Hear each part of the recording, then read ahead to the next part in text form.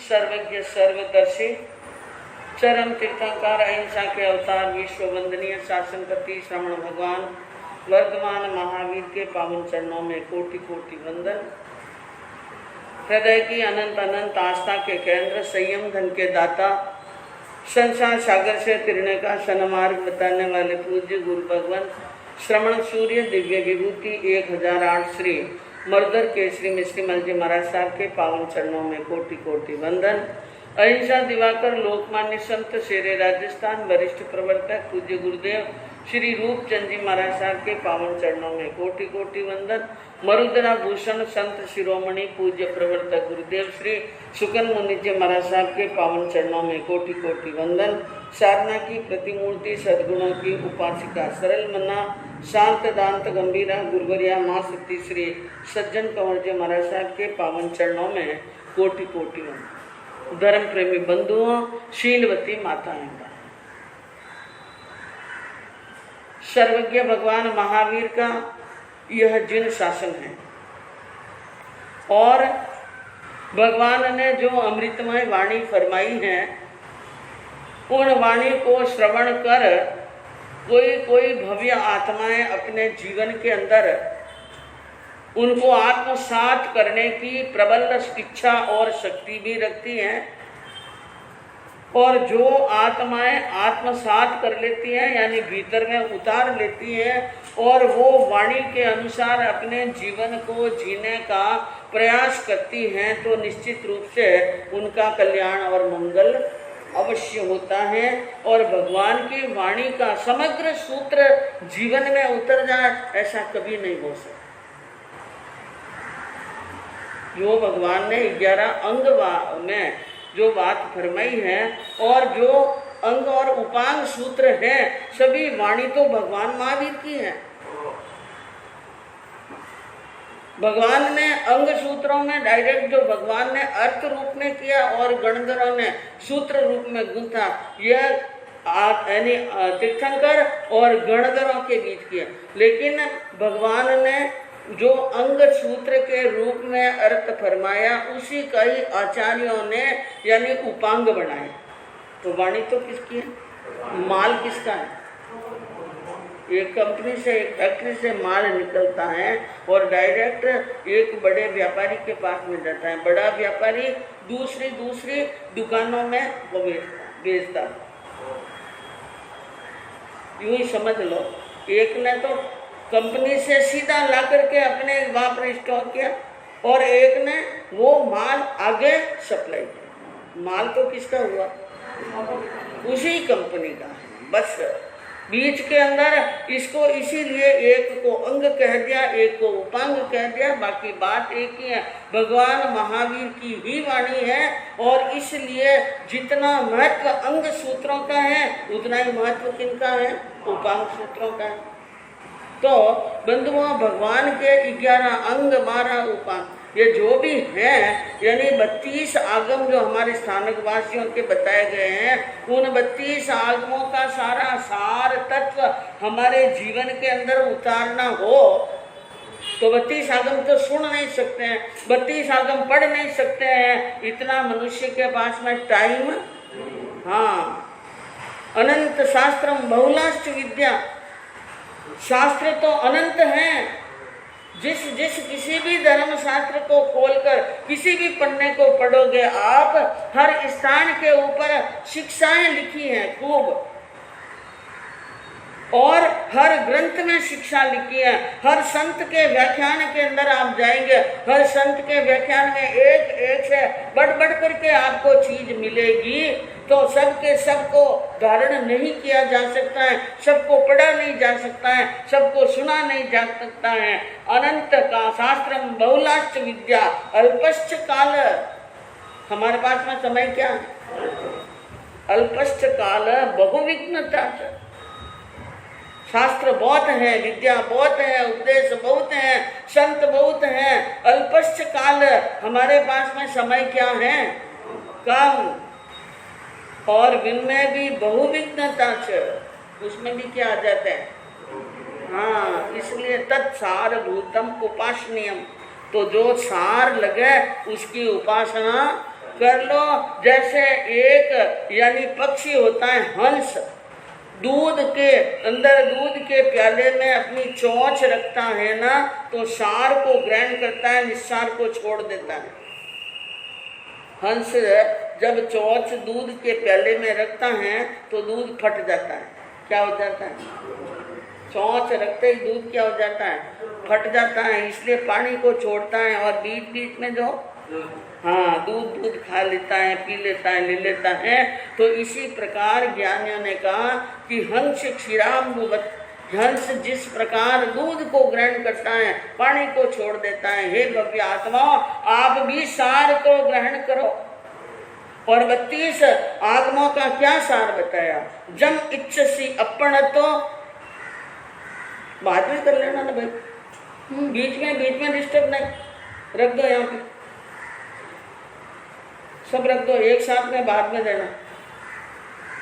तो एक सारभूत तत्व है, जम इच्छसी अपणतो, जम न इच्छसी अपणतो, तम इच्छ परस्वीय एति एक जीण शासनम। जो तुम अपने लिए चाहते हो और जो तुम अपने लिए नहीं चाहते हो वही दूसरों के साथ में होना चाहिए। जो तुम अपने लिए चाहते हो दूसरों के लिए भी वैसे ही करो, जो तुम अपने लिए नहीं चाहते हो तो दूसरों के साथ में भी वैसा मत करो। एति एक जिन शासनम, बस यही जिन शासन का एक सारभूत तत्व है। और बंधुओं, यह हम अपने जीवन में अगर अपना लेते हैं कि जैसा हम हमारे लिए चाहते हैं वैसा ही व्यवहार हम दूसरों के साथ में करें, जैसा हम अपने लिए नहीं चाहते हैं दूसरों के साथ में वैसा व्यवहार नहीं करें, तो चाहे आप अभ्यास करके देख सकते हैं, आप अपने घर के अंदर, अपने ऑफिस के अंदर, अपनी कंपनी में, अपनी फैक्ट्री के अंदर, अपने अड़ोस में, अपने पड़ोस में, जैसी आप अपने लिए करते हैं वैसी अपेक्षा उनके साथ में कीजिए। आप उनके साथ में वैसा व्यवहार करेंगे तो जो आप अपेक्षा करते हैं कि मेरा पड़ोसी मुझे प्यार से बोले और मेरे घर वाले मेरा आदर करें, सत्कार करें, नौकर चाकर मेरा आदर सम्मान सत्कार करें, तो वो सब आपको प्राप्त होगा। कब?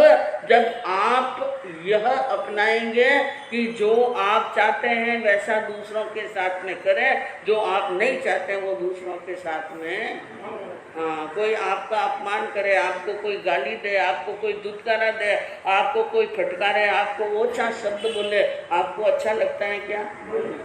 तो बस दूसरों के साथ में वैसा व्यवहार नहीं करना। कोई आपको प्रेम से बोले, हाथ जोड़कर बोले और प्रेम के साथ में आपको खिलाए पिलाए और आपसे व्यवहार करे तो आपको अच्छा लगता है, तो आपको भी कैसा करना चाहिए, हमको भी कैसा करना चाहिए?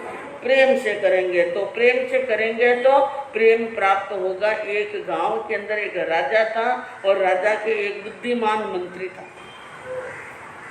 बुद्धिमान क्या था? मंत्री। और मंत्री बुद्धिमान था, राजा का राज्य उनके अनुसार ही चलता था। सारा कारोबार, सारे राज्य की भागदौड़ यूं समझ लो मंत्री के हाथ में थी। लेकिन किसी कारण से एक बार राजा नाराज हो गया। ये राजा लोग हैं, ये कब राजी हो और कब नाराज हो कोई पता नहीं था। नृपस्य चित्तनं को जाना थी, राजा के चित्त को कौन जान? देवो न जाना थी कुतो मनुष्य, देवता भी नहीं जानते हैं तो मनुष्य क्या जाने। तो राजा नाराज हो गए और नाराज होकर के और उन्होंने बंधुओं उस मंत्री को एक सजा सुनाई और अपने अनुचरों को कहा कि मीनार की 7वीं मंजिल पर इनको कैद कर लो, न इनको खाना देना न इनको पानी देना, बस ऊपर ही भूखा मरता मरता सूख जाएगा और कुछ नहीं करना। ऐसी सजा सुना और मंत्री को वहां पर 7वीं मीनार पर कैद कर दिया। मंत्री की पत्नी थी, बड़ी समझदार, बड़ी विधि। जब मंत्री टाइम पर घर पे नहीं आए तो वो पूछताछ करने लगी कि बात क्या हुई, आज पति घर पर क्यों नहीं आए। तो उनको मालूम पड़ा कि उनके पति को सजा मिल गई है। क्या मिल गई है और क्या सजा मिली, वो भी ये कोई छिपने वाली बात तो थी नहीं, बता दी। और फलानी मीनार के 7वें मंजिल पर उनको क्या कर लिया है, कैद कर लिया है। एक माँ ये बात सुनकर मंत्री की पत्नी ने बंधुआ एक कीड़ा लिया, कीड़ा मकोड़ा जैसा, और उनकी पूंछ पर यानी एक पतला सा लेकिन मजबूत एक धागा बांध लिया और पूंछ के ऊपर मधु लगा दिया। क्या लगा दिया? शहद। उस मीनार पर छोड़ दिया, मीनार पर छोड़ दिया।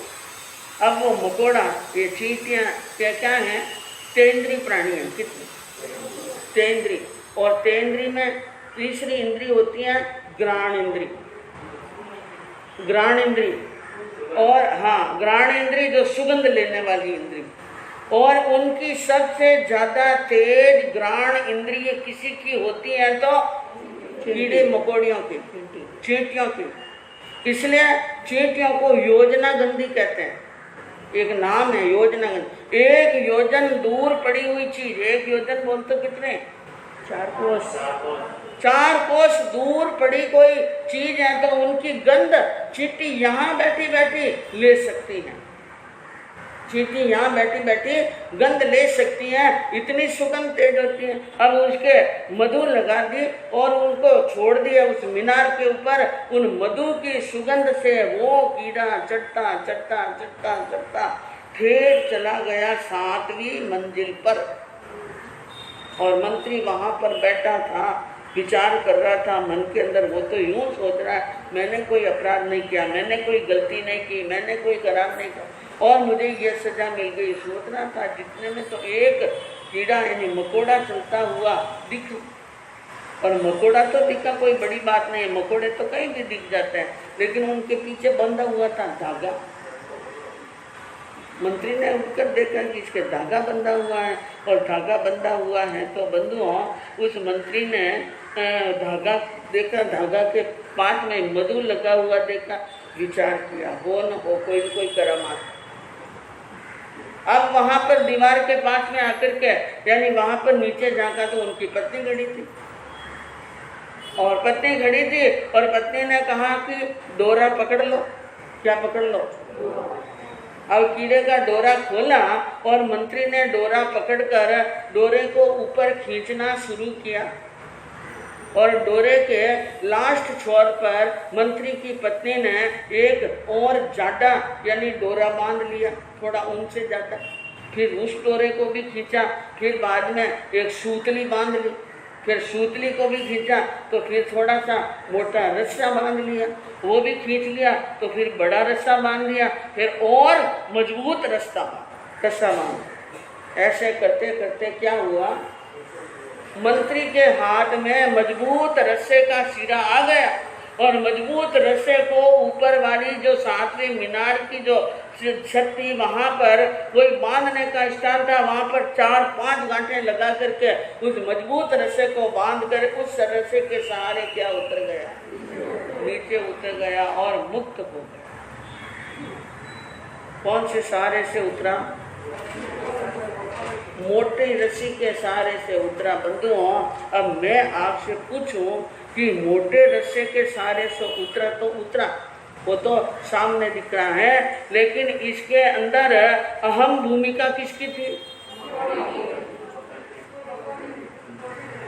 पत्नी की भी थी, पत्नी थी, लेकिन छोटा सा धागा, पतला सा धागा, छोटा सा धागा। अगर मंत्री की पत्नी नीचे खड़े खड़े कह दे कि नीचे आ जाओ नीचे आ जाओ तो छलांग लगाएगा।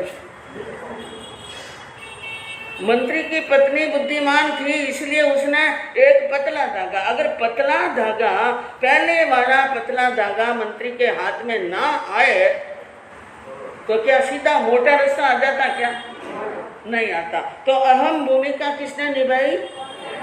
छोटे से और बिल्कुल पतले से धागे ने, और बाकी तो सभी बातें है ही, बाकी तो बड़ा रस्सा, मोटा रस्सा, रस्सी, डोरी, सूतली सब थी, लेकिन अहम भूमिका थी उस पतले धागे की। बस यही बात है। एक छोटा सा सूत्र यदि हमारे जीवन में उतर जाए, भले ही वो छोटा हो, छोटे को छोटा ना समझो, छोटा भी उतर गया तो हमें मृत्यु से अमरता की तरफ ले जा सकता है और अंधकार से प्रकाश की ओर ले जा सकता है। प्रत्येक कदम को मधुओं यानी अपनी आत्म तुला के ऊपर तोल करके करना है और अपनी आत्म तुला पर मुट्ठी से अच्छी तरह पकड़ पकड़ कर कदम कदम पर अगर एक छोटे से सूत्र को भी जीना सीख ले तो जिन शासन का सार जीवन के भीतर उतर सकता है। बंधुओं, तो हमें जीवन के अंदर आत्म कल्याण करने के लिए बंधुओं चाहते हैं तो हमें छोटा सा सूत्र समझ में आ जाए। इसलिए मैंने कल आपको कहा था ध्यान पूर्वक सुनना इन सारी बात को, और ध्यान पूर्वक सुनकर कोई छोटी सी एकाध बात जीवन में समझ में आ जाए कि ये तो समझ में आ गई, ये सरल है, ये कर सकता हूँ, तो बस उसके ऊपर लग जाओ, उसके ऊपर लग जाओ, बस आपका और हमारा कल्याण निश्चित हो सकता है। तो बंधुओं, वर्णन चल रहा है अंजना सती के जीवन चारित्र का कि अंजना सती तो जंगल वन में चली गई और पीछे नगरवासी लोग राजा और रानी की निंदा करने लगे और उनको धिक्कार देने लगे। राजा रानी के किए हुए कारनामों को याद कर करके लोगों के सामने एक दूसरे कहने लगे। हर स्थान के ऊपर महेंद्रपुरी के अंदर सिर्फ कोई चर्चा चल रही है तो एक ही चर्चा है कि अंजना को घर के अंदर नहीं रखा, दुत्कार कर फटकार कर निकाल दिया।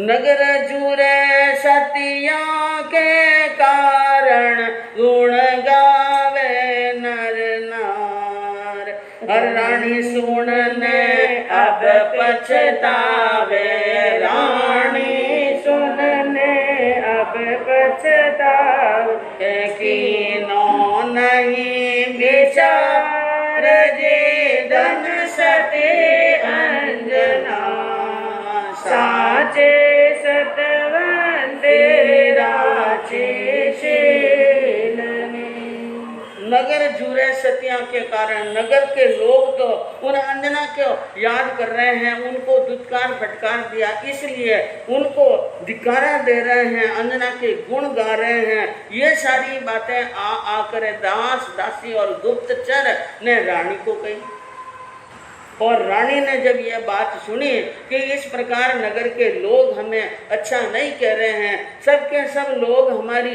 बुराइयां कर रहे हैं, निंदा कर रहे हैं, अब रानी के समझ में आया कि हमने जो किया वो सही नहीं किया। अब समझ में आया बंधुओं, और अब उनको अंजना की याद आने लगी और वो सोचने लगी कि जो व्यवहार मैंने मेरी बेटी के साथ में किया है वो वाकई में गलत है। नगर के इतने लोग कह रहे हैं, इसका मतलब मैंने गलती किया है। अब समझ में आया और फिर बंधुआ वो मन में सोचने लगी, कहने लगी, अरे काम में आछो नहीं की रे, काम में आछो नहीं की नो, अरे दियो सतीन दुख नाहक अपयस में सिर लीनो, मेरी लाडली सती अंजना आशा धर कर आई, मैं निर्भागन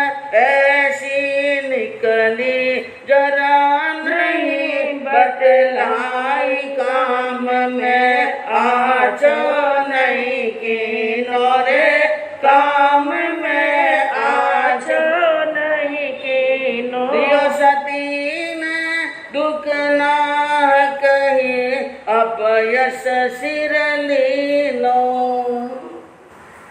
अब काम में आंसू नहीं किनो, रानी सोच रही हैं और एकदम आंखों में आंसू आए। दुख नाहक बिना मतलब में अंजना को तरह तरह की बातें सुनाकर यानी दुख दिया है और अब दुनिया मेरा अपयश गा रही हैं। लोग निंदा और धिक्कारा दे रहे हैं और हमारी निंदा कर रहे हैं। वो मेरी लाडली मेरी प्यारी बेटी एक बेटी वो आई थी यहाँ पर अंजना सती अब अंजना उनको क्या लगने लगी, सती, मेरी बेटी तो पवित्र है, मेरी बेटी सती है, और वो यहाँ आई आशा लेकर के, मैं कैसी भाग्यन हूँ और निर्भाग्यन हूँ, कैसी पापिन हूँ। मैंने जरा न बतलाई उनको, एक शब्द भी नहीं बोला, बात भी नहीं की और बतलाई नहीं, उनके आंसू पोंछना तो दूर रहे, और मैंने कुछ नहीं किया। अकल गई थी विकल हमारी। और अब सोच रही मेरी तो उस समय अकल ही चली गई थी, विकल हो गई थी, और विकल भई मुझ देह, और अब रो रो करके बुरा हाल कर रही हैं और शरीर को बिगाड़ रही हैं, अस्त व्यस्त हो गई महारानी मानवेगा। और अब वो अपने शरीर पर छाती माथा फूट रही हैं, आंसू बहा रही हैं, और उनके सारे श्रृंगार बिखर गए, आभूषण खोल खोल करके डाल रही हैं, कपड़े अस्त और व्यस्त हो रहे हैं, और जुड़े के बाल खुल गए हैं, और पानी तक नहीं पायो। और याद किया, अरे इतना काम किया, इतना हुआ, मैंने तो इतना पाप कर लिया कि बेटी कह रही थी माँ मुझे पानी पिला दे, माँ मुझे पानी पिला दे, और मैंने क्या नहीं पिलाया, पानी। अब आंखों से पानी डालने लगी, अब आंखों से क्या डालती, आंखों से पानी।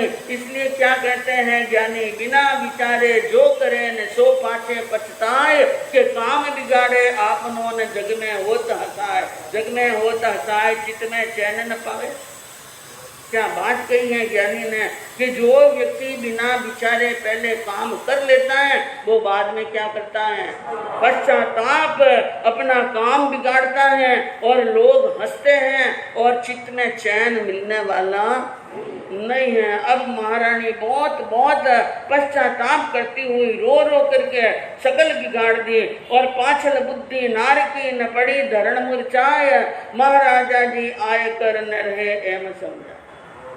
अब बंधु देखिए, ऐसी पाछल बुद्धि, स्त्री की बुद्धि कौन सी होती है, पीछे वाली, काम बिगाड़ने के बाद में पश्चाताप करती हैं, और पश्चाताप करती हुई रोती रोती दुख करती करती धरती पर पड़ गई, मुरझा गई, और एकदम मूर्छा आ गई। और यूं समझ लो रानी की इस हालत को देखकर राजा को जल्दी से जल्दी दासों ने सूचना दी कि महारानी जी की तबीयत ठीक, महारानी की तबीयत ठीक नहीं है। इसलिए राजा जी भी राजसभा से उठ करके रानी के महल की तरफ आते हैं, और वहां आकर के उनको यानी रानी की जिस दशा के अंदर देखा कि उनके यानी कपड़े अस्त हैं, व्यस्त हैं, आभूषण खुले हुए पड़े हैं, और बाल बिखरे हुए हैं, और आंखों से आंसू की धाराएं निकल रही हैं, और चेहरा एकदम मुरझा गया है, आंखों से पानी निकल रहा है। देखकर राजा जी ने मन में विचार किया, ऐसा क्या हो गया, अरे किन कारण इन रीत सो सुन रानी जी धारा डब डब भरिया नैन महारानी जी, इतना सोच करो कि सो सुन रानी जी साच कहो मुझ बहन महारानी जी। राजा ने कहा, हे महारानी, आप किस कारण से इस प्रकार उदास हैं और इस प्रकार रो रही हैं और विलापात कर रही हैं, ठण डब डब भरिया नैन, बार बार आंखें भर रही हैं, बूंदे पड़ रही हैं आंसुओं की, और ये जो शरीर की दशा हुई है, इतनो सोच करो, किस बात का सोच है, किस बात के दुख हैं, ऐसा क्या हो गया है, और साच कहो मुझ बहन, यानी मुझे सच्ची सच्ची बात कह दो, क्या बात हुई है वो कह दो।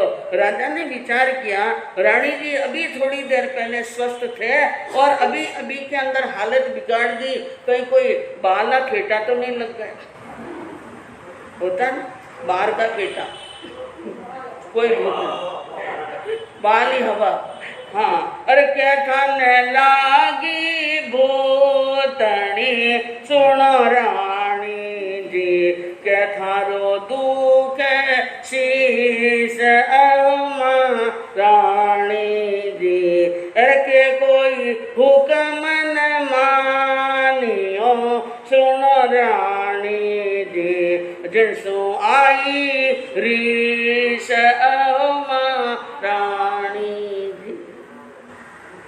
राजा ने महारानी की साता पूछने लगे, क्या थाने लगी भूतनी या कोई भूतनी लग गई? ये बाल बिखरने की बात कहाँ है? बाल क्यों बिखर गए हैं? और ये आभूषण नीचे क्यों डाल दें? कोई पागल व्यक्ति होता है वही आभूषण खोल खोल करके डालता नीचे डालता है। और क्या थारो दुख है शीश, या तुम्हारे सिर दर्द है कि पेट में दर्द है कि कमर में दर्द है, या फिर किसी नौकर ने, चाकर ने, दासी ने आपके हुक्म को नहीं माना हो, आपकी आज्ञा का उल्लंघन किया हो और आपको जोरदार रीस आ गई हो, तो बात कह दो। अब बंधुओं राजा रानी जी को पूछ रहे हैं कारण।